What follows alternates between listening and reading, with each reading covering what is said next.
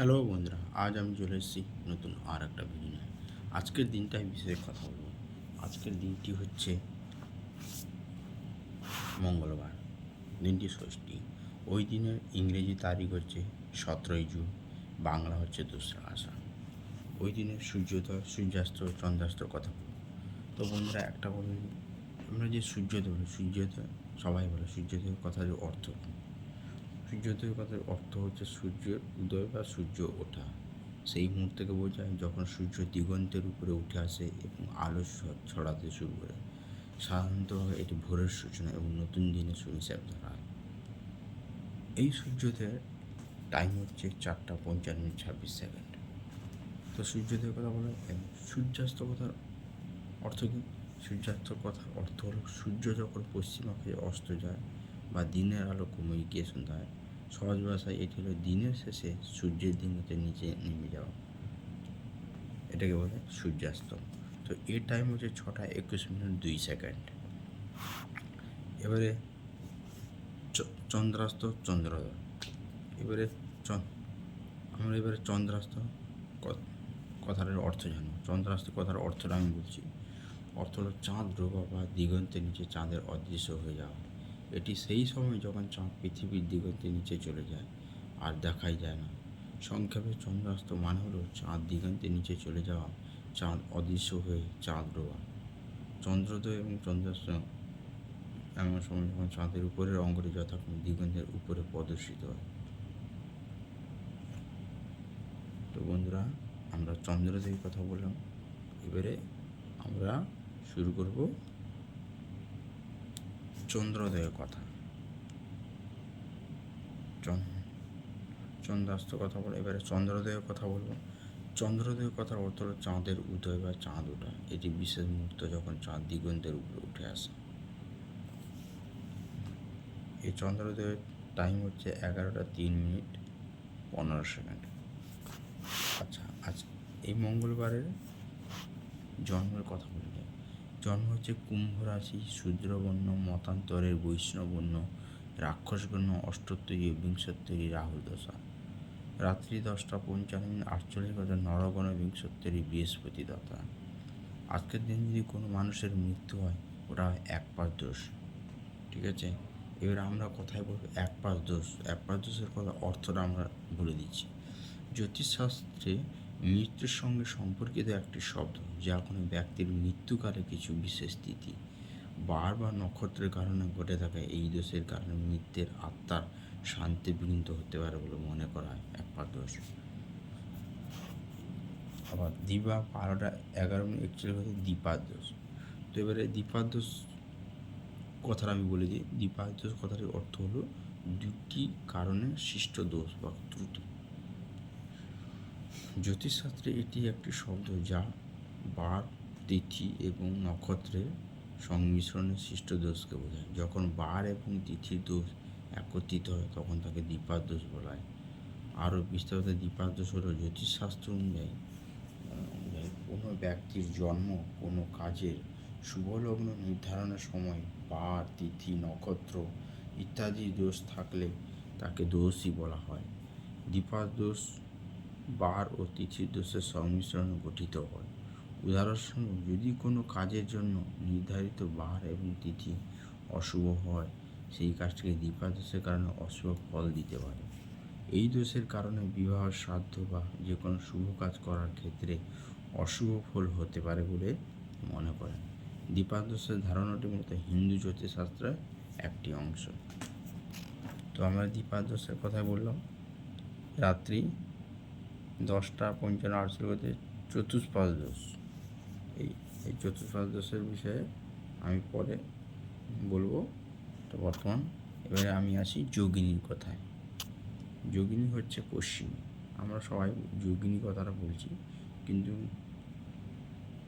যোগিনী শব্দের অর্থ আমি বলবো ভিডিওতে। এই যোগিনী শব্দের অর্থটা হচ্ছে, যোগী শব্দের অর্থ স্ত্রীলিঙ্গ রূপ।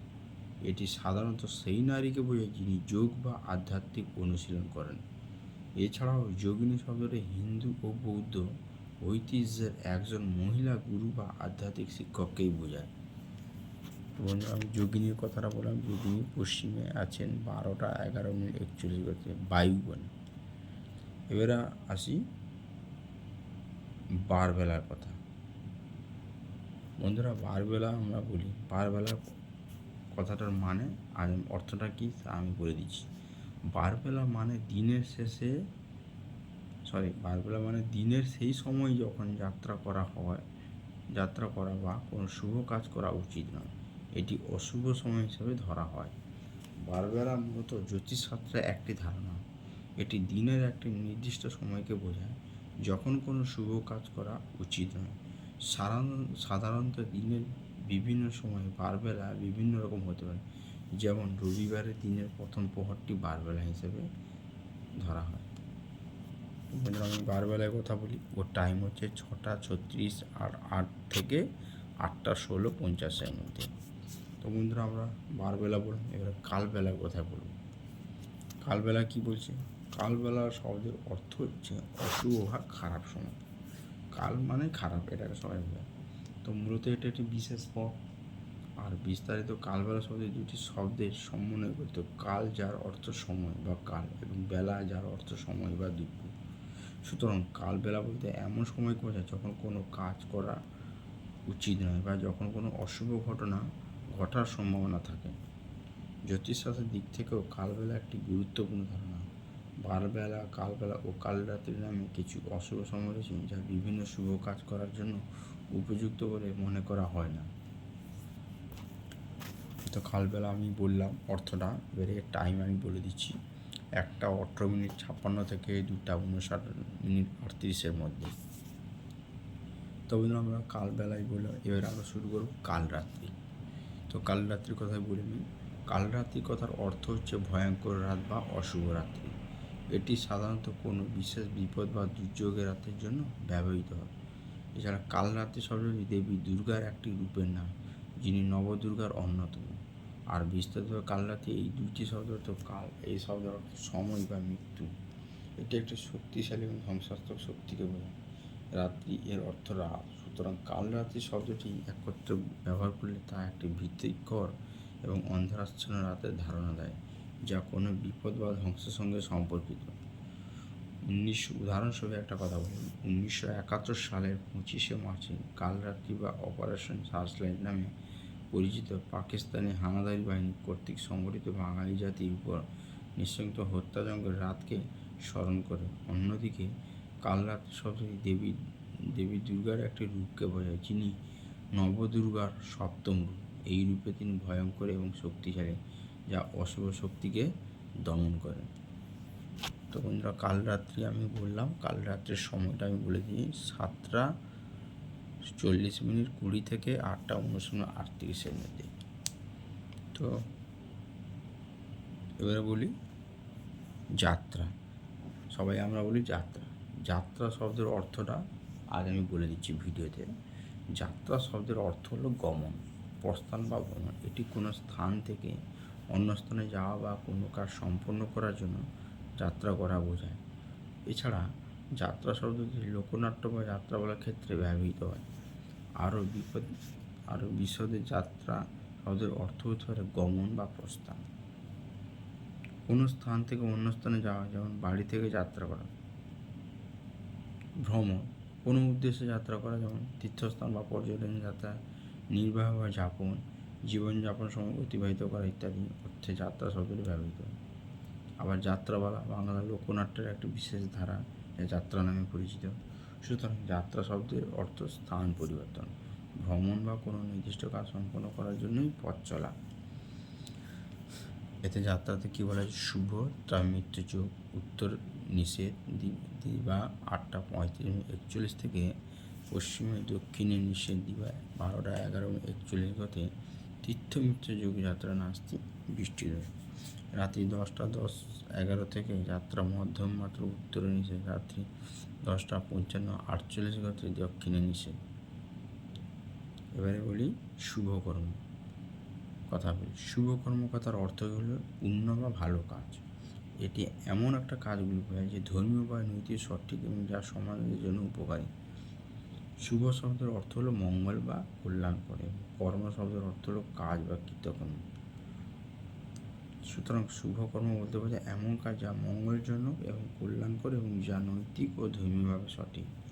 এটি সাধারণত ধর্মীয় আচার অনুষ্ঠান, সামাজিক কাজকর্ম বা ব্যক্তিগত জীবনে ভালো কাজ করার ক্ষেত্রে ব্যবহৃত।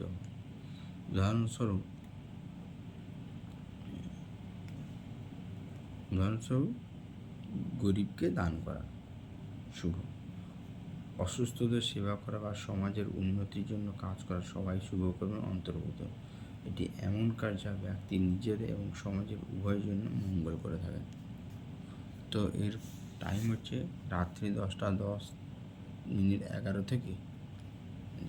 এবারে গর্ভধারণ যিনি করেন। বিবিধ, এবারে বলি বিবিধ শব্দের অর্থ হলো নানা প্রকার, বিভিন্ন রকম অথবা হরেক রকমের। এটি একটি বিশেষ সম্পদ যা বিভিন্ন ধরনের জিনিস বা বিষয় বোঝাতে ব্যবহৃত। সহজভাবে বলতে পারি আমি, বিবিধ মানে বিভিন্ন বা অন্যরকম। বিবিধ বিষয় বলতে বোঝায় বিভিন্ন ধরনের বিষয় অথবা বিবিধ উপকরণ বলতে বোঝায়। ধরুন উপকরণ, বিবিধ শব্দের অর্থ বিবিধ। তো এটার টাইম আমি বলছি দিবা 12:11 মধ্যে নিম্ন পরে তাল ভক্ষণ নিষেধ। তো এবারে বলি আমি শ্রাদ্ধের কথা বলি। শ্রাদ্ধ কথা কী বলছে? শ্রাদ্ধ কথার অর্থটা আমাদের জানতে হবে। শ্রাদ্ধ কথার অর্থ হলো মৃতের আত্মার শান্তি কামনা হিন্দু ধর্মানুসারে পালিত একটি বিশেষ আচার অনুষ্ঠান। এটি মূলত পূর্বপুরুষদের উদ্দেশ্যে শ্রদ্ধা নিবেদন ও তাদের আত্মার শান্তি কামনা করা হয়। আরও বিস্তারিতভাবে যদি শ্রাদ্ধে একটা সংস্কৃত শব্দ যার অর্থ হলো শ্রদ্ধা সহকারে যা করা হয়। এটি একটি ধর্মীয় ও সামাজিক প্রথা। হিন্দু সমাজের মৃত ব্যক্তিদের আধার শান্তি ও তাদের প্রতি সম্মান প্রদর্শনের জন্য পালন করা হয়। শ্রাদ্ধ অনুষ্ঠান সাধারণত দান ধ্যান, অতিথি ভোজন এবং মৃতের আত্মার শান্তি কামনায় বিভিন্ন ধর্মীয় আচার অনুষ্ঠান করা হয়। এটি মৃতের মৃত্যুবার্ষিকীতে বা বিশেষ দিনে পালন করা হয়। সুতরাং শ্রাদ্ধ একটি গুরুত্বপূর্ণ হিন্দু প্রথা যা শ্রদ্ধা, ভক্তি এবং পূর্বপুরুষদের প্রতি কৃতজ্ঞতা জানানোর একটাই মাধ্যম। তো শ্রাদ্ধের কথাটা বলি, ষষ্ঠীর একদিষ্ট এবং সপ্তমীর একদিষ্ট ও সপিণ্ড। এরপরে আমি বলি অমৃতযোগ। সবাই অমৃতযোগ বলে, অমৃতযোগ কথার অর্থ তো কেউ জানে না। তো আজ আমি ভিডিওতে বলছি। অমৃতযোগ শব্দের অর্থ হলো একটা শুভ মুহূর্ত বা সময় যা যাত্রা বা গুরুত্বপূর্ণ কাজের জন্য উপযুক্ত বলে মনে করা হয়। এটি জ্যোতিষশাস্ত্রে ব্যবহৃত একটি শব্দ যা তিথি, নক্ষত্র এবং অন্যান্য গ্রহের অবস্থানের উপর ভিত্তি করে গণনা করা হয়। আরও বিশদভাবে আমি অমৃতযোগের কথাই বলবো। দুটি শব্দের সমন্বয়ে গঠিত অমৃত এই যোগ। অমৃত শব্দের অর্থ হলো অমৃত বা অমরত্ব, যা সাধারণত শুভ এবং উপকারী বলে বিবেচিত হয়। যোগ শব্দের অর্থ হচ্ছে মিলন বা সংযোগ। সুতরাং অমৃতযোগ বলতে বোঝায় শুভ এবং উপকারী গ্রহ নক্ষত্রের মিলন বা সংযোগ, যা কোনো কাজ করার জন্য উপযুক্ত সময় নির্দেশ করে। বিভিন্ন পঞ্জিকা এবং জ্যোতিষশাস্ত্র গ্রন্থে অমৃতযোগের উল্লেখ পাওয়া যায়। এটি যাত্রা, গৃহপ্রবেশ, বিবাহ বা অন্য কোনো গুরুত্বপূর্ণ কাজের জন্য শুভ সময় হিসাবে ধরা হয়। তো অমৃতযোগের কথার অর্থটা বললাম। অমৃতযোগের টাইমটা আমি বলে দিচ্ছি। 7:42 মধ্যে দিনের বেলা এবং 9:29 থেকে 12:09 মধ্যে ও 3:42 থেকে 4:34 মধ্যে এবং রাত্রি 7:05 মধ্যে ও 12:03 থেকে 2:11 মধ্যে। এবারে বলি মহেন্দ্রযোগ। মহেন্দ্রযোগ বলবো। মহেন্দ্রযোগ সবাই বলে, কিন্তু এর অর্থ কেউ জানে না। এটা বলছি। মহেন্দ্রযোগ শব্দের অর্থ হলো একটি শুভ মুহূর্ত বা ক্ষণ যা সাধারণত কোনো নতুন কাজ শুরু করার জন্য উপযুক্ত সময় হিসাবে ধরা হয়। এটি একটি বিশেষ মুহূর্ত যা জ্যোতিষশাস্ত্রে এমন পঞ্জিকা অনুসারে ধরা হয় এবং সেই সময় কোনো শুভ কাজ করলে তাতে সাফল্য লাভের সম্ভাবনা বেশি থাকে বলে মনে করা হয়। আরও বিশেষভাবে মহেন্দ্রযোগ শুভক্ষণ। এটা একটি বিশেষ শুভ মুহূর্ত যা নতুন কাজ শুরু করার জন্য উপযুক্ত। জ্যোতিষশাস্ত্রের ধারণা ভারতীয় জ্যোতিষশাস্ত্র এবং পঞ্জিকার এই যুগের বিষয়ে গুরুত্ব রয়েছে। নতুন কাজ শুরু করার জন্য উপযুক্ত সময়। এই সময় যে কোনো নতুন কাজ যেমন বিবাহ, গৃহপ্রবেশ, ব্যবসা শুরু ইত্যাদি করা শুভ বলে মনে করা হয়। সফলতার সম্ভাবনা মহেন্দ্রযোগকে শুভ মনে করে এই সময় কোনো কাজ করে তাদের সাফল্য লাভের সম্ভাবনা বেশি থাকে। সুতরাং মহেন্দ্রযোগ একটি গুরুত্বপূর্ণ ধারণা যা বাংলা পঞ্জিকা এবং জ্যোতিষশাস্ত্রে প্রচলিত। তো এর টাইমটা আমি বলে দিচ্ছি। দিনের বেলায় 2:49 থেকে 3:42 মধ্যে, ও 4:35 থেকে 5:29 সময়, ও রাত্রি 8:30 থেকে 9:55 মধ্যে। তো বন্ধুরা, এবারে সব কিছু বলা হবে, এবারে রাশিফলের বিষয়ে কথা বলি। তো রাশিফলের বিষয়ে কথাটা বলছি।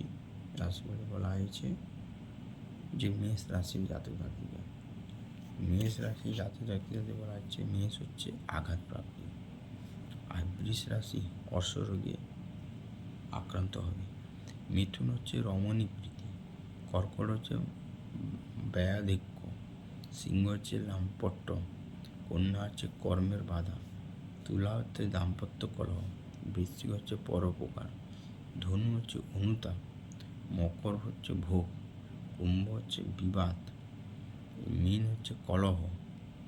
তো এই ছিল 2রা আষাঢ় 17ই জুন মঙ্গলবার ষষ্ঠী। দিনটি কেমন যাবে সব বিষয় আমি বললাম। আগামী দিনে আরও আমার আপডেট দিব রাশিফলটা ভালোভাবে খুলে বলার জন্য। তো ভিডিওটি ভালো লাগলে লাইক করবেন, কমেন্ট করবেন, শেয়ার করবেন এবং সাবস্ক্রাইব করবেন, ফলো বাটনে ক্লিক করবেন। ভালো থাকবেন, সুস্থ থাকবেন, ভগবানকে নাম করবেন, ভগবানকে ভক্তি করবেন, পুজো করবেন।